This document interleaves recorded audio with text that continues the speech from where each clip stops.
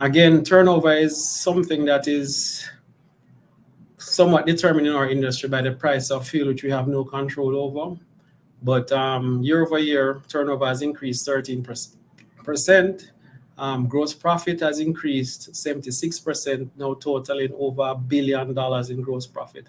This is the first time in our history that our gross profit for our entire year is over $1 billion, and we achieved that in only 9 months. Again, this is has a lot to do with the expansion of our network and also going into the cooking gas space. We're really, again, thankful of all the support that we receive at all our service stations across the country. We're really, really thankful, grateful, and encouraged by your continued support. Operating profit has also increased 22.5%. And operating profit is earnings before interest and taxes. And then profit before taxation again has increased 7%, and net profit has increased 7%. And this is on a 9-month basis. And obviously, earnings per share has increased 7%. Assets. We're proud to say that we're approaching our, as at today's date, we probably approach about $3 billion in plant, property, and equipment. Again, to build out the LPG business is very capital intensive and PPE centric. Again, we're going to be building out our FESCO over service station, so there will be an increase on capex and leading to PP&E expanding regarding the service station space, but also we'll be, spending and increasing our investment in LPG. Again, LPG requires that we provide a cylinder for every customer and a cylinder to replace that cylinder when that person has exhausted their supply. So it's, we basically have to have 2 cylinders for every home in Jamaica if we plan to get to every home. So, we're here for the journey. So, in the coming months, quarters, and years, we'll be spending capex, expanding that LPG presence. And again, as I said, we're expanding our gas station footprint. So you will continue to see plant, property, and equipment go up, in the quarters to come.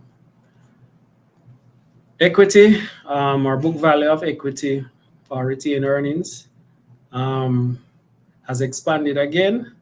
And retained earnings, well, it's not just retained earnings that is our book value of equity, because we did raise about $240 million to do the IPO. So the book value of equity has increased significantly. We're approaching, sometime this year will be above 2 billion. We did hit a milestone last year of about 1 billion. We should be surpassing 2 billion sometime this year. Again, that's a number we're very proud of. And again, it's a testament to us being able to produce profits, because that's the main way we actually get capital in the business. And we've been able to and needed to reinvest in the business because of the opportunities and the return on investment that we have. So we've been able to expand our network, growing from 14 service stations when we IPO'd in 2021 to 21 service stations, growing to 2020, so going to 22 when we opened FESCO over.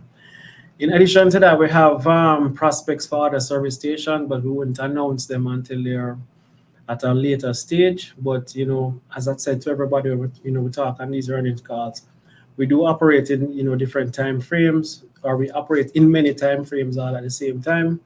We do have business operations that is day-to-day current, so we're operating from day-to-day, quarter to quarter. But we also have annual goals through our budget. We have 2-year goals, and we have 2 to 3-year goals, and we have 5-year goals. So as a managing director and a board and the management of the company, we're always planning ahead in the medium and the long term, and we're also setting our, coming up with opportunities that we at some point in time will become the current opportunity. FESCO Oval was a project about 2 years ago, and now it's a current activity. And as I'm saying, we have many more of these activities planned, but we'll let you know as time progresses. As they become more material and real, we'll let you know. We continue to generate significant cash, and that significant cash is used to invest back into the business, through plant, property, and equipment. As I said, both on the LPG and on the gas station side of the business, and we remain sufficiently and solidly liquid. As at the quarter's end, we had about $300 million in cash and cash equivalents, and our net current assets was significantly higher than that. Our current ratio, which is the ratio of current assets to current liabilities, remains strong at 1.31.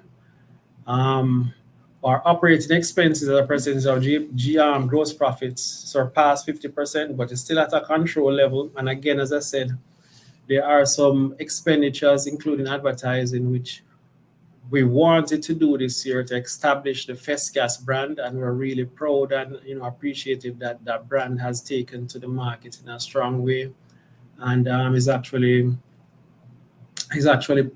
producing and matching up to our expectations, or exceeding our expectations in some areas. So we're really, really, grateful for your continued support.